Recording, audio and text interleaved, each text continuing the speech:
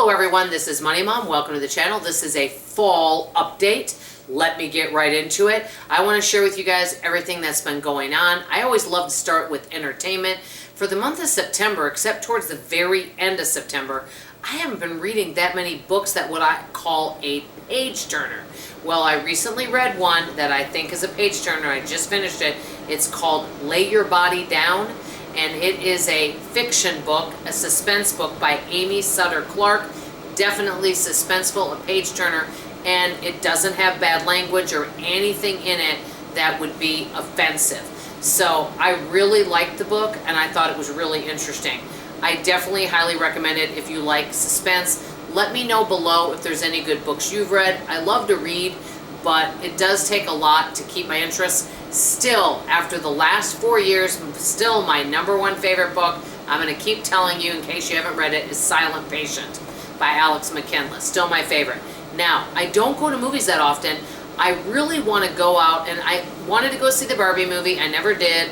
I also would like to go see Big Fat Greek Wedding Part 3. Don't know if I'll even get around to it. I just don't go to the movies. I don't know why. I just don't. But I love to watch movies. I'm a huge entertainment person, and I love to laugh. I like all different types of things. I love variety. Well, on Netflix, I really enjoy Netflix. I watched a really good show that I liked called Fisk. I watched Virgin River. I love that series, and I'm obsessed with the blue zones and everything about that and researching that. I really enjoyed it. I also watched a couple good movies with Adam Sandler. I adore Adam Sandler. I think he's hysterical. I don't know if any of you, but I've watched Saturday Night Live off and on since the 70s, and I remember my father used to like it. Probably one of my favorite periods of Saturday Night Live was the early 90s with Chris Farley and Adam Sandler. Hysterical. Love them together. But anyway, let me know if any of you enjoyed that. Now, on to budget, because this is a budgeting channel, but remember, it's Sensible Living with Money Mom, which means sensible in all areas. So, the good news is I finally got my grocery budget under control because we take a calculator to the store. That has been a game changer. I also am eating differently and less processed foods, so I'm not buying as, quote, many fun foods. And I think in the long run, that's going to end up saving me. Yes, I'm buying more produce, but I'm really being cautious of how much I'm buying so I don't overbuy produce, because people can buy produce, and if you don't plan and prepare it, it can end up going bad, and I don't want that to happen. So the good news is that I for September I came under the $500, and I am very pleased. I think we spent like $470 something. I don't have the exact figures, but all I care about is we came below budget. And I always ask myself, do I have any buyer's remorse? The only thing I kind of wish I wouldn't have done is overspent at the Dollar Tree, but I'm already taking care of that by not going to the Dollar Tree in the month of October. And so I really feel I've been so good about not spending in areas that I don't need to spend. For example, I haven't been buying clothes, and I haven't been going out just overall shopping unless it's something that I really need and we're going to use. So I'm very pleased about our overall spending. We're, keeping debt free, so I feel really good about that.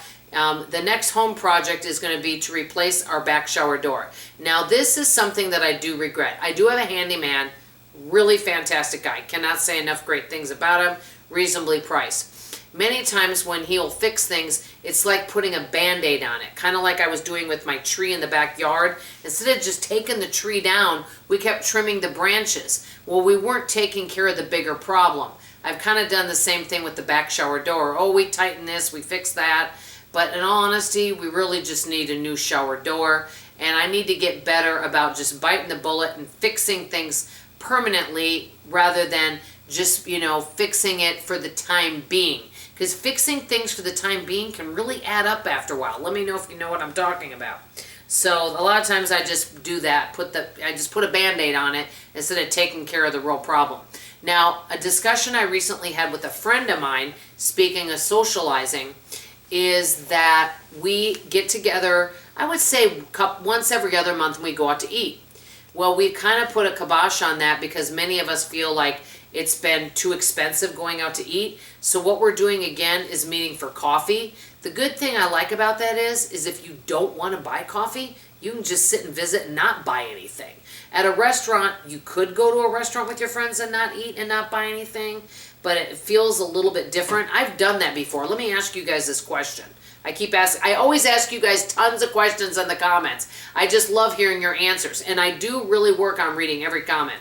So my question is, have you ever gone out to eat, but either you weren't hungry or you were budgeting and you just simply didn't buy anything, or you might have just, purchased a tea or something like that. You didn't buy any food and you sat there, and were you okay with that, or did that feel strange? I don't know that I've ever done that. If I have, it's been a long time. But if you go out for a cup of coffee, and if you don't want to buy anything, you don't have to. And so we can just sit and visit. We've done that the last 3 times, and I'm going to tell you, it has saved a lot of money on the budget. We go out to eat every now and then for birthdays, something like that, but we've really cut back on it, and it saves so much. Okay, now on to health, and I want to share some things. This video that I do maybe once every 3 months is going to probably go over the 5 minutes, but I think you may find this very interesting. I feel like I am doing much better with my health because I am eating less processed food. Now, am I perfect? No. My goal is if I can eat 80% no processed food, or even 90%, that would be fantastic. I'm always looking for ways to improve, but this is a lifetime journey. I've been studying the blue zones, but I've also been doing other research, and I'm working on creating a program that works for me for life. Recently, I was speaking at my TOPS meeting, or I shouldn't say speaking, sharing. I act like I was a speaker. I was not a speaker. We already have a delightful, wonderful moderator named Carol who does a fabulous job. But at the end, we have sharing time where we raise our hand on Zoom, and she calls on us in order to speak. And so I don't speak every Monday or share, but I do maybe once a month I like to share. And what I said is this. I said, think about this. I said, wouldn't it be different if we all took our focus off weight loss and put it on health instead? I said, for example, people have said to me, hey, Dawn, you've been successful in the past when you did this program. Remember when you did low carb? Remember when you did this? Remember when you tracked all your food? But to me, if somebody gains their weight back, were they really successful? Because they didn't choose something that's sustainable for life. Many of you guys have said the same thing. Hey, Dawn, you're not picking a lifestyle, you're picking a temporary diet. And then I thought about all the people that I know, which may not seem like many, over the years that have never struggled with their weight. Never struggled with it before. And they don't track all their food. They don't even worry about what they eat. They eat when they're hungry. They stop before they're full.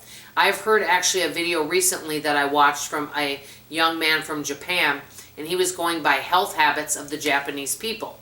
And one of the health habits that he said that he follows is he eats till he's 80% full. I also heard another vegan channel recently do a video. They're raw vegan, and I thought it was quite interesting.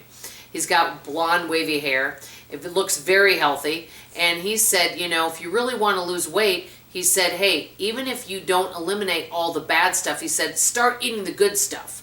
And then he said, whatever you're eating, cut it in half or just simply eat less. He said that he thinks that the reason people are, overweight partly is because we simply just eat all day long. We don't ever give our body a rest from eating. And I thought, that definitely makes sense. So I'm still doing research on all these things, and I'm almost ready to share. I'll probably share towards the end of October what I'm actually doing, because I want to make sure that whatever I'm doing is something that I can do for life, because I keep going on and off things. I'll stay on it when I'm really interested in it, I'm excited, and then I get bored and then I veer back into bad habits. I don't want to do that anymore. So I'm actually putting my attention on health and wellness and longevity rather than weight loss, which I'm going to tell you right now, that takes a huge weight off my shoulders, a huge pressure, because right now I'm looking at what is going to nourish me, and I have to say I'm feeling a lot better. And I will tell you this, I'm not saying it's perfect, but my edema has definitely improved because I'm eating about half of the sodium. As a matter of fact, I will share this. I know this video is kind of long, but I don't do long videos that often. Is that the other day I decided to track what I ate. And I will tell you that normally I was eating, with all these packaged foods, I was eating about 2,800 to 3,000 milligrams of sodium a day. Okay? Well, I tracked my food that I was eating, and I did use canned beans, which had salt in them. And so I did track my sodium. So the canned beans, which I'm going to start making my own beans, that was where it got me. I had about 1,200 milligrams of sodium when I used to have about 3,000 a day. So my edema has improved eating less processed foods. So I will be continuing to share my health journey with you guys, and we'll be sharing very soon what I am doing, but I want to make sure it's something that I can do for the rest of my life. Now, it's easy to do this when I'm at home, and even when I pack lunches, I can do it with some planning. If I travel and go visit someone, it may be a little more challenging. So we'll see how that works out. But I'm actually even getting my daughter on board a little bit doing this. She is definitely not overweight at all, but I really think that she said that she would like to implement some of the same things, and I think it would be better for her health as well. Just because someone's not overweight doesn't mean that they can't eat a healthier diet. But I'm going to say this, what's healthy to one person is not healthy to someone else, because each and every one of us are different. And I have found that out from many of you. I have some of you on all different types of eating plans. But I just kind of wanted to share this. I know this was kind of a long update. Things are going much better for me in many areas. I can always improve on lots of things, but I'll be sharing the journey with you. I want to thank each and every one of you for all of your love and support. I will ask you guys this. How are things going in your life? Do you have anything you want to share? Whether it's health, budgeting, favorite book, favorite movie, anything you want to share. I'd love to hear from you in the comments below. That's all I have to say for now. I love you, I appreciate you, and I sure hope to see you on tomorrow morning's video. Bye-bye.